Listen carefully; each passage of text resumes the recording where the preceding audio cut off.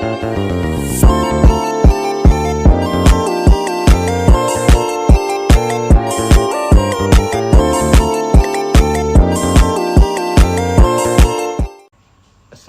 warahmatullahi wabarakatuh. Perkenalkan, nama saya Sandika Ilham Muhammad. Saya dari Prodi Manajemen Keuangan Negara. Jadi di sini kita akan lanjut TM6, fungsi nonlinear dan penerapan dalam ekonomi lanjutan. Di part 2 ini kita akan membahas mulai dari fungsi utilitas. Baik, kita langsung saja ke materinya. Ini pokok bahasannya, pengertian fungsi utilitas, persamaan fungsi utilitas, marginal utility, dan contoh. Oke. Pertama, pengertiannya. Apa itu utilitas? Utilitas dalam ekonomi artinya kesenangan atau kepuasan relatif yang dicapai. Jadi ini kan juga kita udah belajar yang di ekonomi mikro. Jadi utilitas itu intinya adalah kepuasan yang kita dapat gitu. Kepuasan yang kita dapat dari mengkonsumsi suatu barang, misalkan begitu ya. Fungsi utilitas menjelaskan besarnya utilitas yang diperoleh seseorang dari mengonsumsi suatu barang atau jasa. Jadi seperti yang saya bilang tadi ya. Nah, di sini barang yang dikonsumsi biasanya satu atau dua jenis barang. Bila dikonsumsi hanya ada satu jenis barang, fungsi utilitas biasanya dinyatakan dalam grafik di mana sumbu horizontalnya jumlah barang dan sumbu vertikalnya adalah utilitas. Maksudnya gimana? Jadi ini tuh cuma nunjukin bahwasanya kalau misalkan dia sedang menunjukkan fungsi utilitas terhadap satu barang, maka ini kan kurvanya, maka sumbu Y-nya di sini adalah jumlah barangnya. Sumbu Y-nya di sini atau sumbu vertikalnya adalah utilitasnya. Sedangkan sumbu horizontalnya atau sumbu X-nya adalah kuantitas barangnya gitu ya. Nah, kemudian semakin banyak barang yang dikonsumsi, utilitas yang dirasakan akan semakin tinggi, namun penambahannya semakin lama semakin berkurang atau diminishing marginal utility. Nah, teman-teman juga kan pasti sudah identik dengan yang namanya diminishing marginal ini. Jadi maksudnya, jadi misalkan di sini ada grafik seperti ini. Jadi di sini penambahan kuantitas dari, di sini utilitas ya. Di sini kuantitas. Jadi di sini biasanya kan semakin banyak barang itu kita semakin puas ya. Tetapi di sini dia tuh sudah berbeda karena terlalu banyak barang. Jadi di suatu titik yang awalnya kenaikannya ini tinggi, ini kan naik terus. Tapi di suatu titik nanti dia akan konstan dan bahkan malah turun gitu teman-teman ya. Jadi dia tuh nanti bisa begini. Jadi di suatu titik ini namanya titik maksimalnya. Jadi dia nanti bakalan turun jadinya karena kepuasannya sudah terlalu tinggi gitu atau terlalu banyak barangnya. Jadi out of load gitu, terlalu banyak. Jadi itu namanya diminishing marginal utility, yaitu namun penambahannya semakin lama semakin berkurang. Jadi ini kan awalnya ini misalkan utilitasnya 5, tambah dia sampai 10. Ketika barangnya 1 dia 5, ketika barangnya 2 10, ketika barangnya 3 dia naiknya bukan lagi, ini kan sebanyak 5 naiknya. Dia nggak lagi sebanyak itu. Misalkan dia 12, jadi naiknya cuma 2. Nah, itu tadi maksudnya diminishing marginal utility sampai nanti di suatu titik dia maksimum dan malah turun. Oke. Jadi itu tadi maksudnya. Kemudian di sini ada persamaan fungsi utilitas. Fungsi utilitas biasa dinyatakan dalam bentuk parabola, baik vertikal atau terbuka ke bawah maupun horizontal atau terbuka ke kanan. Jadi terbuka ke bawah itu begini. Nah, yang terbuka ke kanan dia coba begini. Gitu. Jadi kalau dalam diagram Cartesius saya buat, nah dia kurang lebih begini atau yang ini juga. Nah, oke. Bentuk umumnya U sama dengan FQ. Jadi U ini merupakan fungsi dari Q. Jadi misalkan kayak ini, ini udah ada contohnya, misalkan U sama dengan Q pangkat setengah atau U sama dengan min Q kuadrat ditambah 4Q. Oke. Jadi ini kan kalau mau digambar grafik ya gambar aja, ini berarti grafik eksponen. Grafik fungsi eksponen ya. Kalau yang ini dia fungsi kuadrat atau kalau digambar dia parabola nanti. Oke. Next, di sini kita ada marginal utility. Marginal utility atau MU atau utilitas marginal adalah tambahan utilitas saat mengonsumsi tambahan satu unit barang. Nah, jadi maksudnya gimana? Jadi, misalkan ini saya buat Q, di sini U.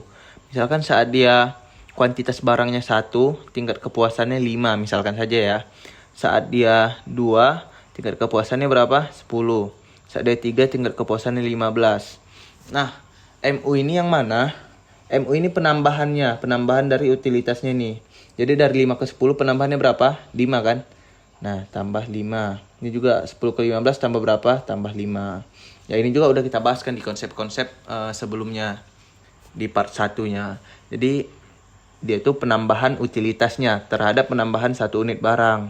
Ini tambah 1, tambah 1. Rumusnya bagaimana? Nih, MU sama dengan delta U per delta Q. Bener kan? Jadi, misalkan kita mau nyari MU pada saat di sini. Berarti MU-nya kan? Berarti 10 kurang 5 per Q-nya mana ini? 2 kurang 1. Sama dengan 5 per 1. 5 berarti MU-nya yang ini 5. Ini kalau pakai rumus. Kemudian juga teman-teman, MU ini atau marginal utility ini merupakan turunan pertama MU ini merupakan turunan pertama dari total utilitas. Jadi kalau dikasih tahu nanti fungsi total utilitas, teman-teman bisa dapat fungsi marginal utilitasnya dengan menurunkan fungsi total utilitasnya. Oke. Di sini MU merupakan gradien garis singgung fungsi utilitas dan turunan pertama fungsi utilitas. Jadi yang saya bilang tadi ya, turunan pertama dari fungsi utilitas atau ini sama kayak total utilitas adalah marginal utilitas. Ketika utilitas marginal 0, maka utilitas total mencapai puncaknya. Artinya utilitas menjadi maksimum. Ketika utilitas marginal negatif, maka utilitas total menurun. Gimana maksudnya? Ini, kita lihat dari grafiknya ya. Ini grafik total utilitas tadi yang warna merah. Warna merah merupakan grafik total utilitas. Yang warna biru merupakan grafik marginal utilitas.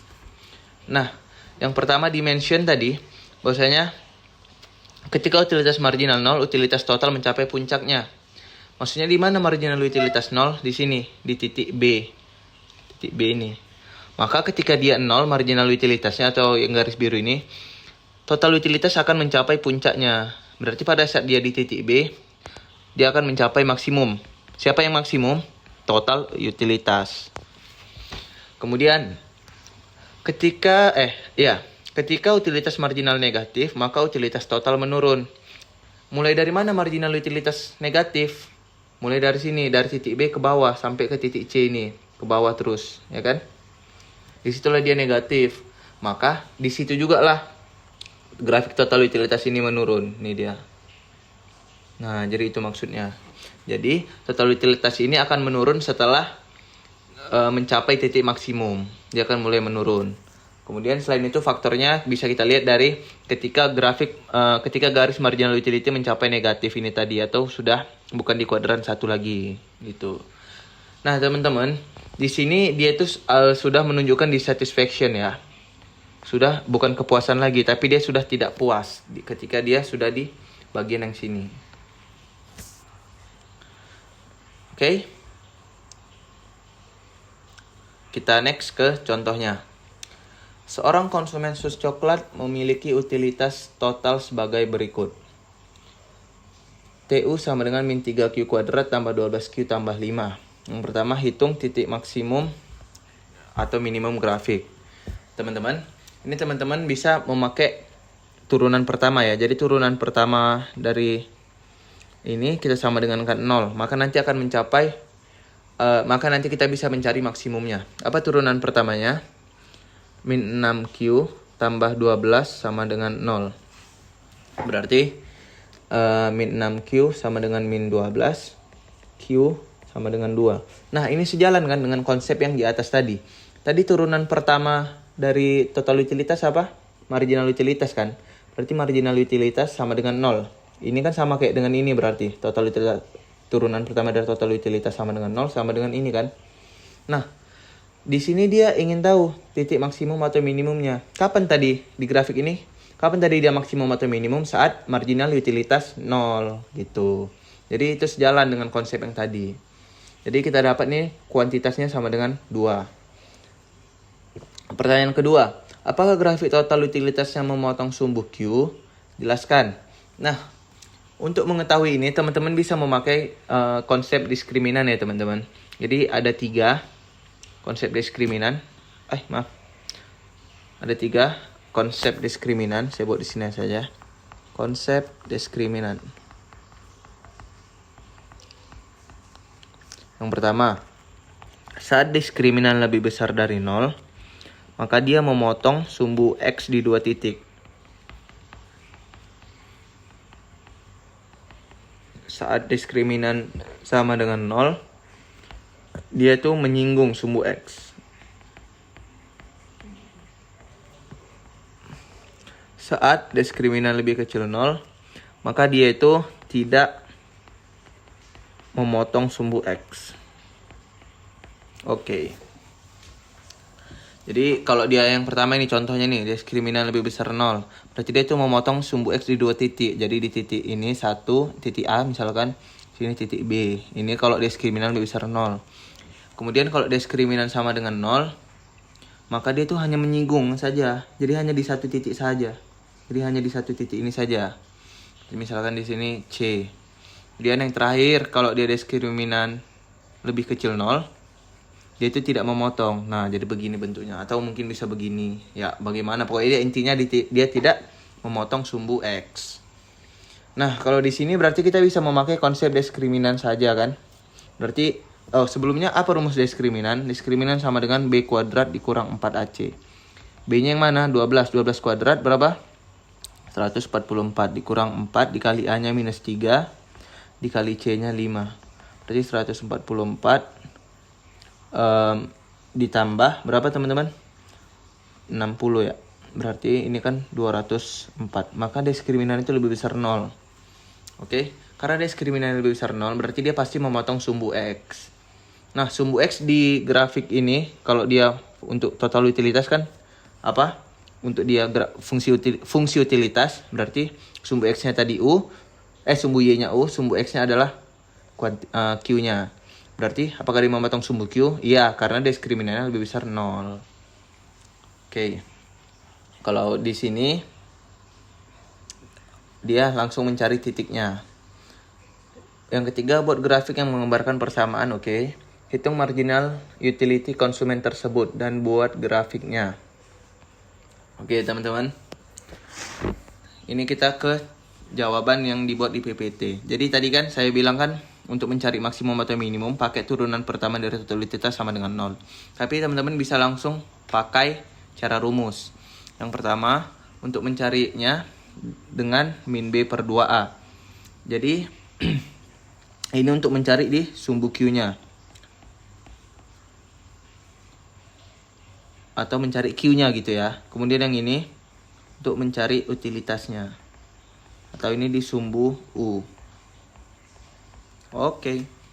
Jadi teman-teman terserah mau pakai yang mana. Tergantung preferensi masing-masing saja.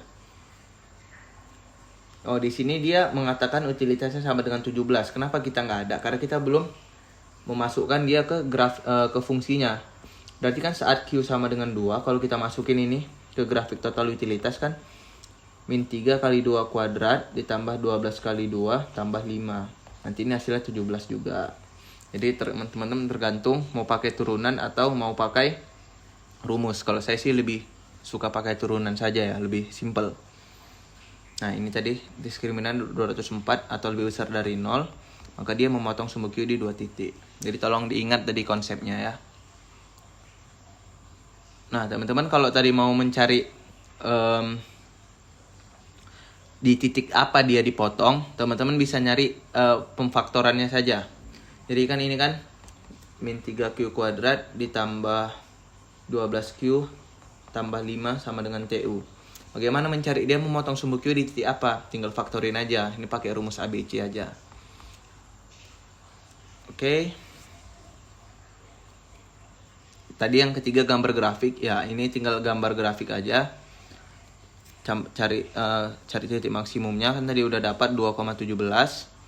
Kemudian cari 2 titik ini. Difaktorkan. Nah, yang keempat tadi kan dia minta marginal utilitasnya. Marginal utilitas adalah turunan pertama dari total utilitas. Jadi tadi kan ini kita turunkan. Jadi min 6Q tambah 12. Oke. Kita lanjut ya ke fungsi produksi. Apa itu fungsi produksi? Fungsi produksi adalah fungsi yang menunjukkan hubungan antara kuantitas input dengan kuantitas output dengan tingkat teknologi tertentu. Dalam hal ini input terdiri dari labor dan capital. Jadi teman-teman, sebenarnya kan fungsi produksi itu kan banyak ya. A dikali F, ini fungsi produksi. Ya, fungsi produksi. Kali KLHN. Nah, ini capital, labor, human resource sama natural resource. Tapi di sini yang kita pakai hanya capital dan labor saja. Ini A-nya ini teknologi. Jadi di sini kita hanya menggunakan labor dan capital. Nah, ini contoh, ini tadi fungsi produksi. Q sama dengan FL atau Q sama dengan FK. L-nya tadi apa? Labor. Q-nya tadi apa? Capital. Oke. Oh, capital ini sama dengan modal ya. Labor ini tenaga kerja. Oke. Kita masuk ke produksi rata-rata. AP ini average production. Jadi ini teman-teman harus ingat bahwasanya AP dari X sama dengan T per X. Jadi kalau misalkan nanti dia minta dia dalam bentuk X, maka L-nya ini ganti jadi X. Kalau misalkan dia minta dalam bentuk K, maka buat jadi K, gitu ya. Nah, marginal product, kita kembali lagi bertemu dengan yang namanya marginal. Jadi marginal ini tetap delta perubahannya. Berarti kalau di masalah produksi adalah delta T per delta L.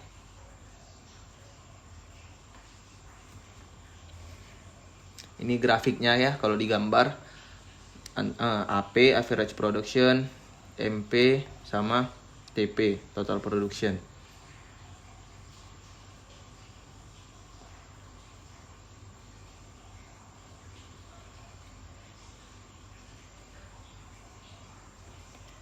Nah, di sini ada contohnya.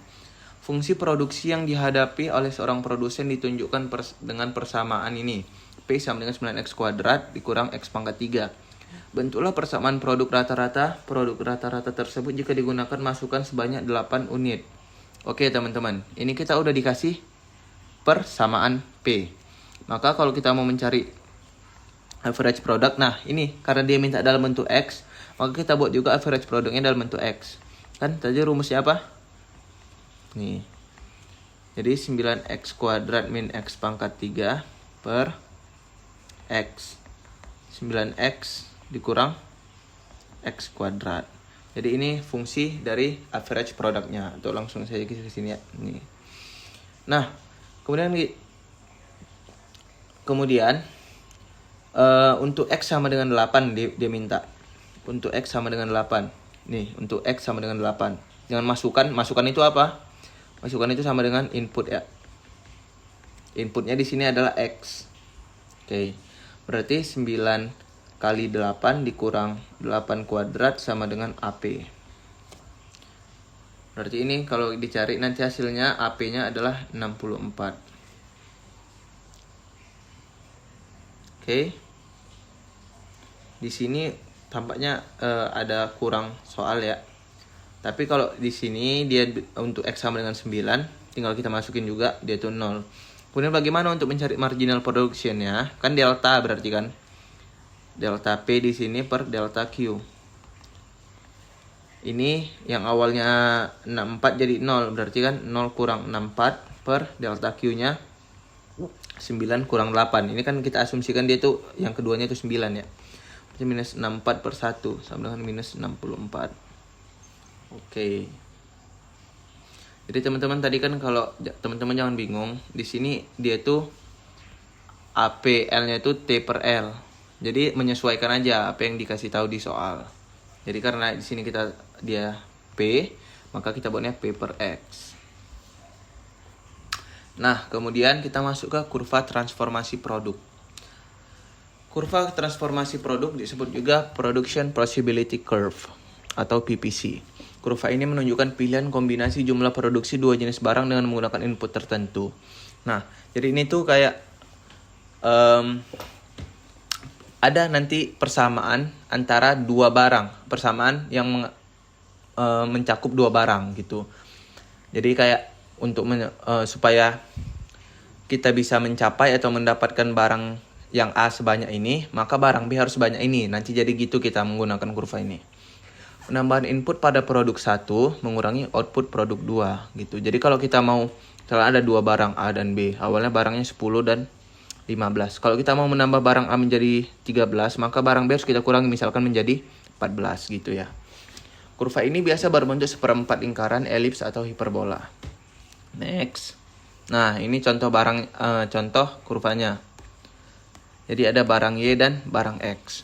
Kalau kita tadi menggunakan konsep tadi, misalkan di sini barang Y adalah 2, 4, 6, 8. Di sini saya buat 1, 2, 3.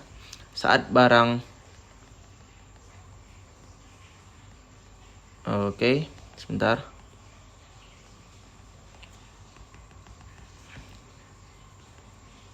Oke. Kayaknya kurang cocok ya. Oke. Misalkan di sini saya buat 4, sini 2, sini 3, di sini 3. Nah, saat dia memproduksi barang Y sebanyak 4, maka barang X-nya akan diproduksi sebanyak 2. Tapi saat dia mengurangi barang Y-nya, maka barang X-nya juga akan ikut bertambah malahan gitu. Oke, teman-teman. Gitu konsepnya ya. Nah, di sini kita masuk ke konsep bersama lingkaran dan elips. Ini kan udah ada di pertemuan sebelumnya. Jadi teman-teman harus nonton dulu pertemuan sebelumnya. Di sini ada lingkaran. X kurang H kuadrat ditambah Y kurang K kuadrat sama dengan R kuadrat. H dan K merupakan koordinat titik pusat lingkaran. R merupakan jari-jari lingkaran. Jadi maksudnya gimana? Misalkan ada persamaan lingkaran. X kurang 4 kuadrat ditambah Y kurang 6 kuadrat sama dengan 100. Maka yang ini kan H dan K.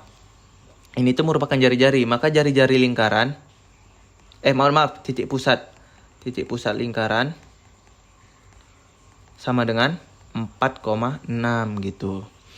Dan R sama dengan akar dari 110.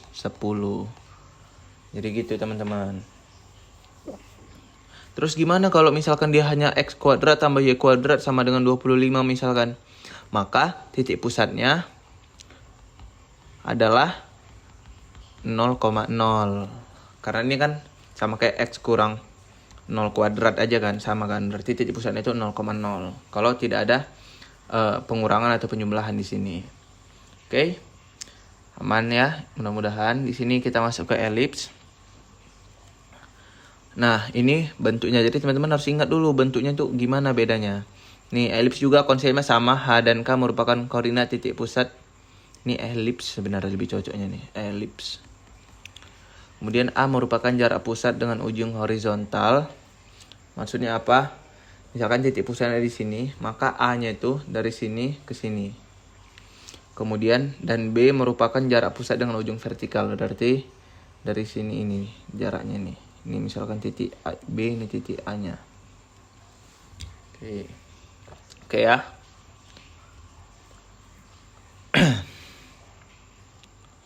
Nih contoh. Sebuah produk yang menggunakan bahan baku kulit menghasilkan sepatu dan tas. Kurvanya ini pada kuadrat. Berapa pasang sepatu dan tas yang paling banyak dapat diproduksi? Oke teman-teman. Jadi ini kita kalau misalkan pakai logika ya.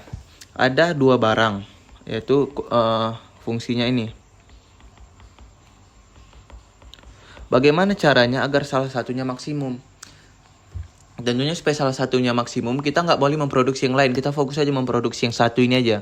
Berarti kalau misalkan kita mau mencari berapa maksimum S. Berarti T-nya nggak boleh diproduksi. Berarti T di sini kita buat 0. Jadi 4S kuadrat sama dengan 40.000. S kuadrat sama dengan 10.000. Dan S sama dengan 100. Oke. Nah ini dia. Begitu juga dengan tas. Kalau kita mau mencari tas supaya maksimum, maka S-nya harus 0. Sepatunya nggak boleh kita produksi, harus 0 dia. Maka didapat nanti dia 80. Yang kedua, berapa sepatu dapat diproduksi jika pabrik memproduksi 60 buah tas? Dah ini mah tinggal kita masukin aja. Berarti saat tasnya 60, masukin ke persamaannya tadi. Berarti ini kan T-nya 60. Berarti 4S kuadrat tambah 6,25 kali 60 kuadrat sama 40.000. Didapat S-nya ini. Yang terakhirnya kurvanya. Ini S ya. S.